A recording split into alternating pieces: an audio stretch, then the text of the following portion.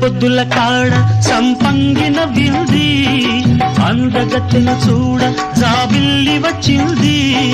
మబ్బు పట్టే కళ్ళు తద్దిబ్బులయ్యే ఒళ్ళు, ఎవరికిస్తుందో ఏమవుతుందో, ఎవరికిస్తుందో ఏమవుతుందో.